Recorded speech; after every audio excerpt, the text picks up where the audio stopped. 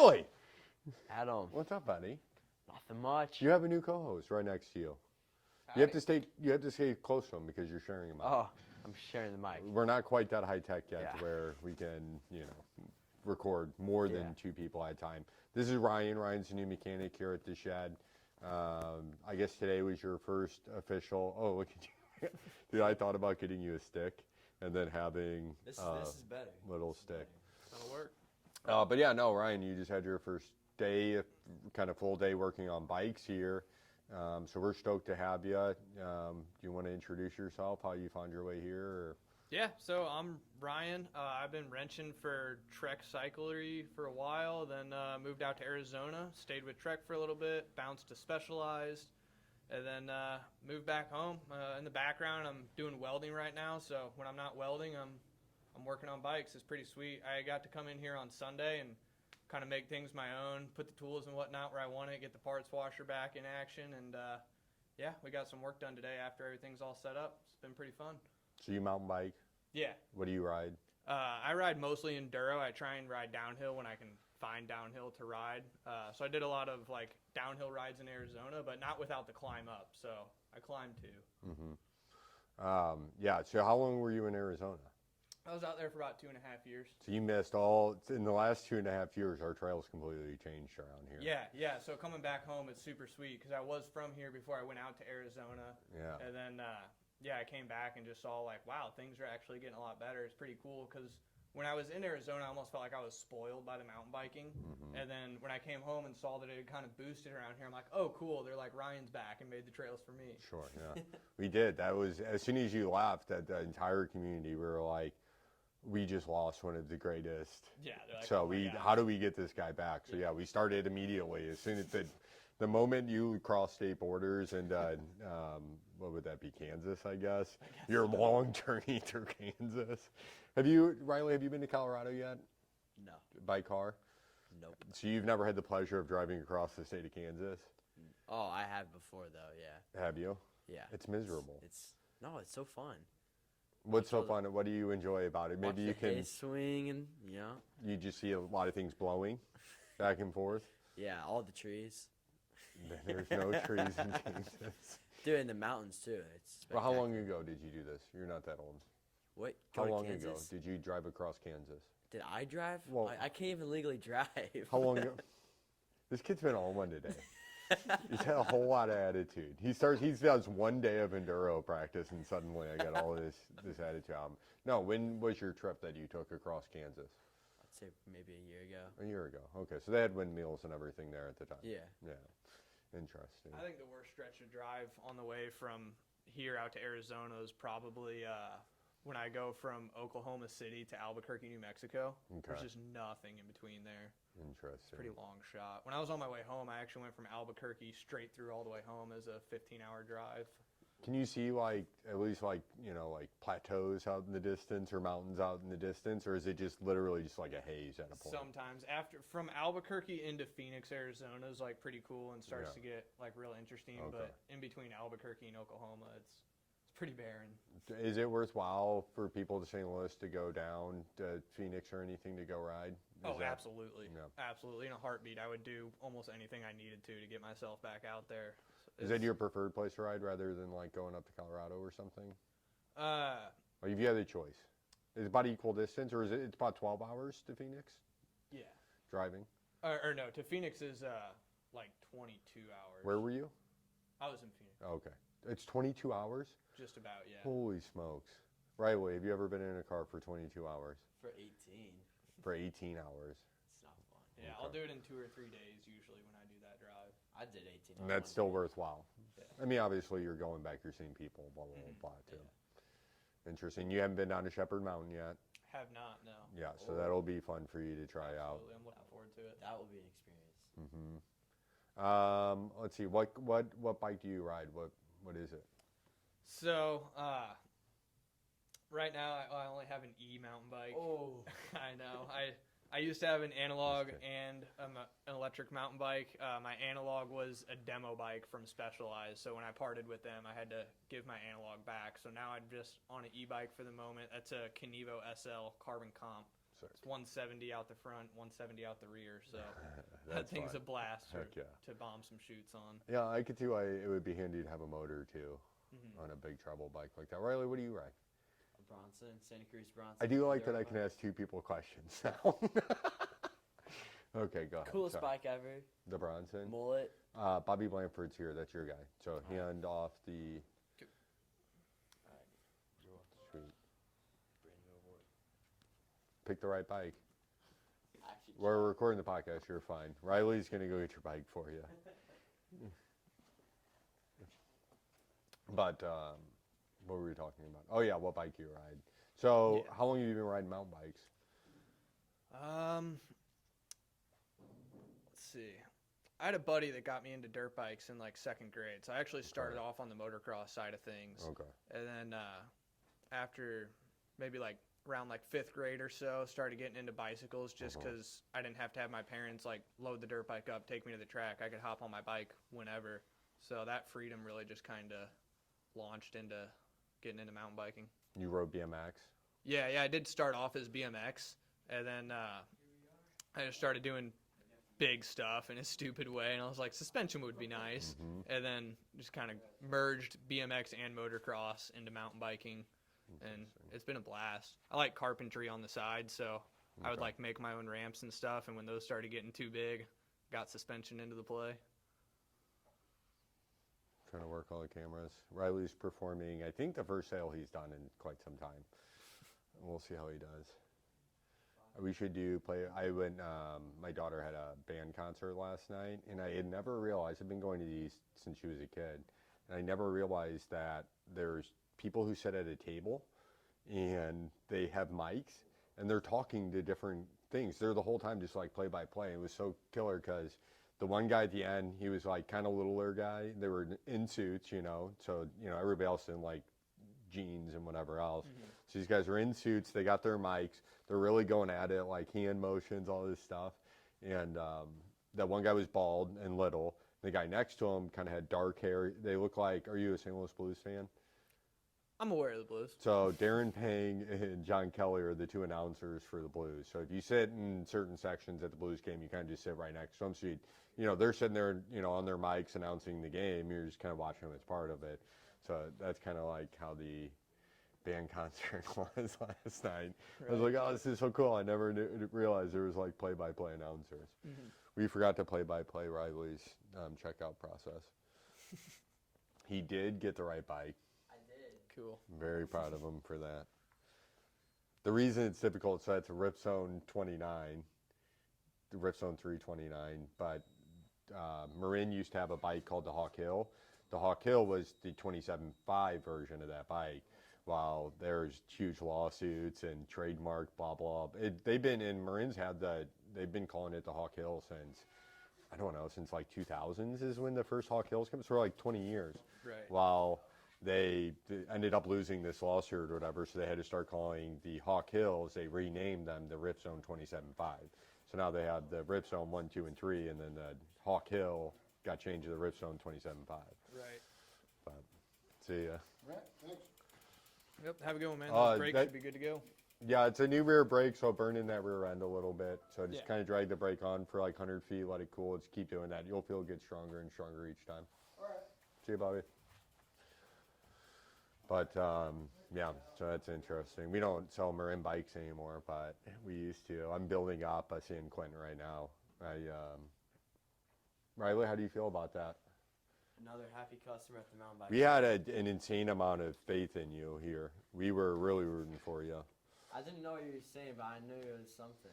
No, we were going to be play-by-play announcers, but instead I got into a whole story that didn't relate instead of actually Sounds like play-by-play announcing.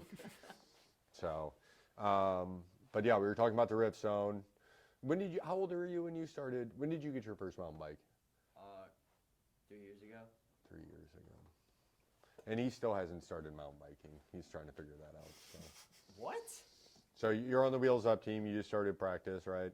Yes, sir. So your first practice was last night. You guys did gym work because the trails were junk. Yep. Everything's good to go today, though. Guys are riding Beulah. Beulah out here at Greensfelder tends to be one of the faster drying out trails. It's kind of high, I guess, would be. It's got a little higher elevation. I don't know why it drives faster than everything else. It's rocky, kind of, but not really. I don't know. What was the last trail you rode? That one. At Go- Greensboro. Beulah? Yep. Mm-hmm.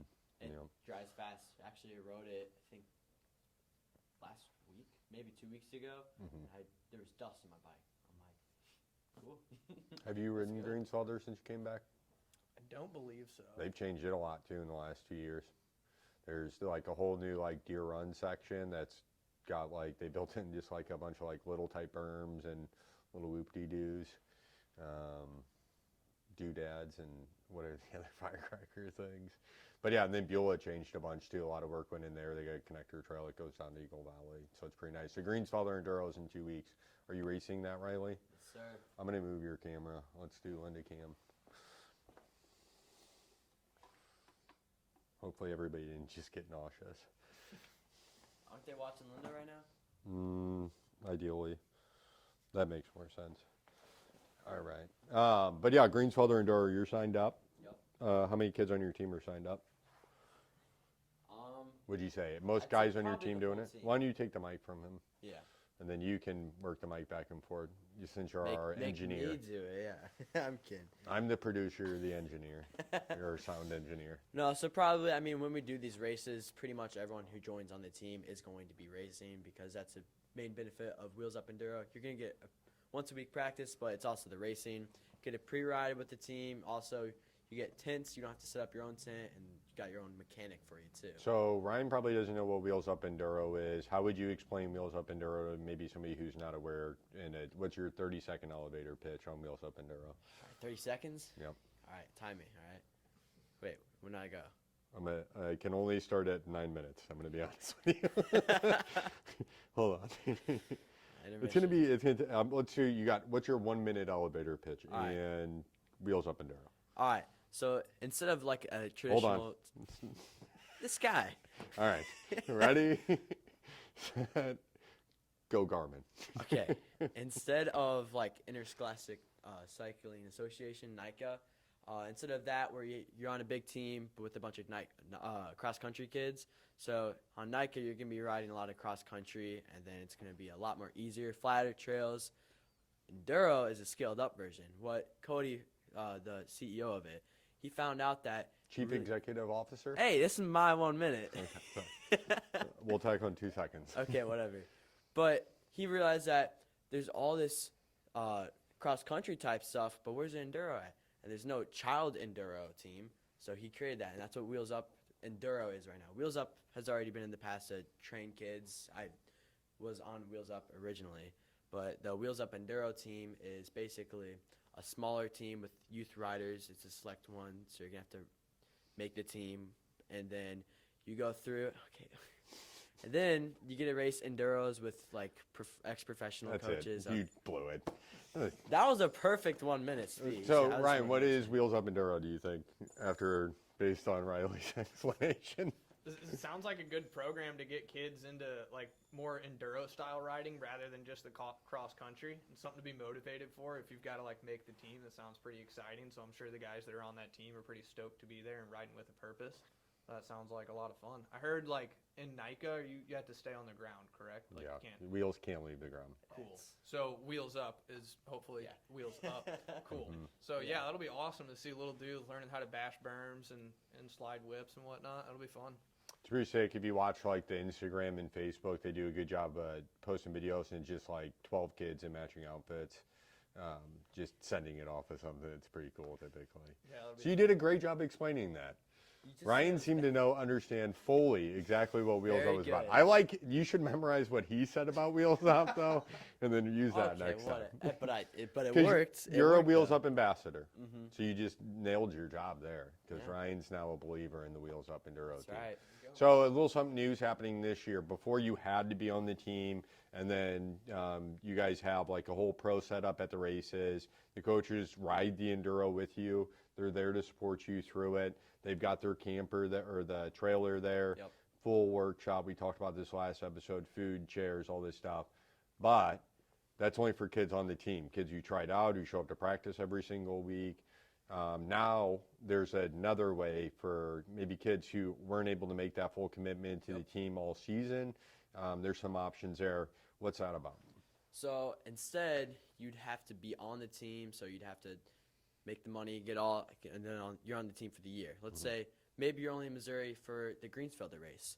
But on the Greensfelder race, you're going to have to set up your own camp. If your tire goes out, if your wheel goes out, then that's just too bad because you can't fix it.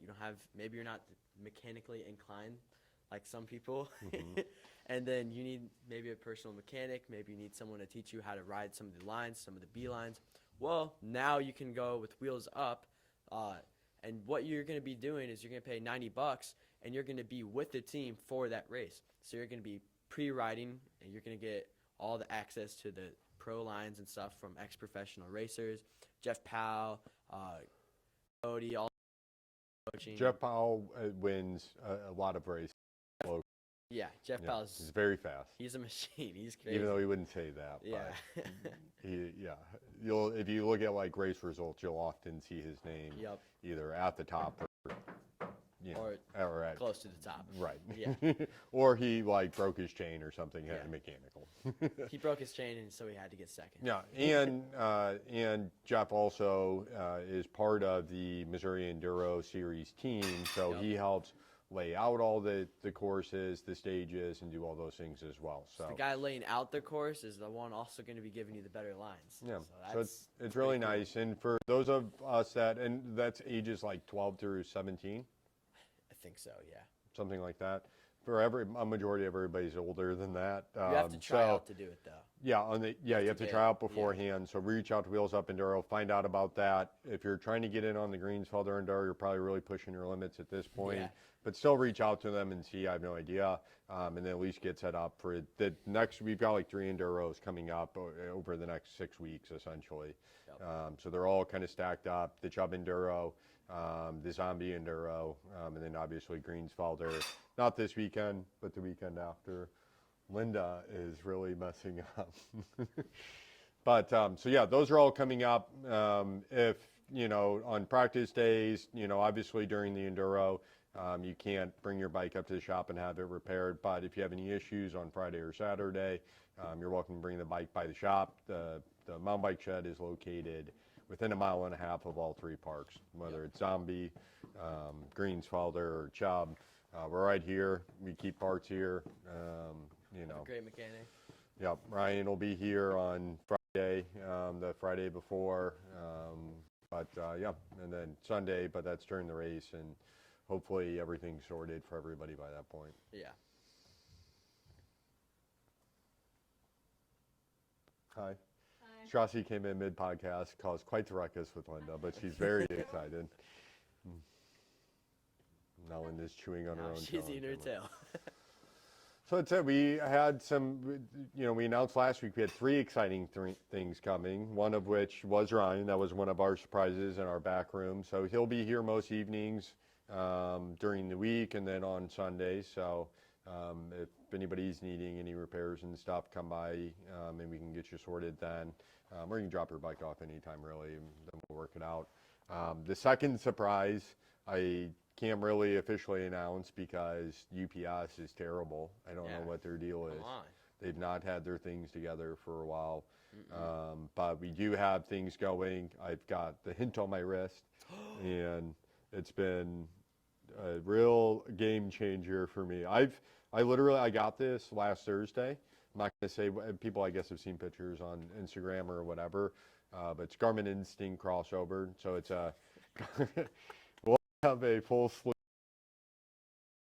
If anyone's listening, they already know. It's not much of a surprise anymore. Right. So Riley, this is you. But so that's coming, and then the last surprise won't be it. I think we'll probably wrap it up at this point. I think we've been at it long enough, and I ran out of things to say. So, any parting words of wisdom?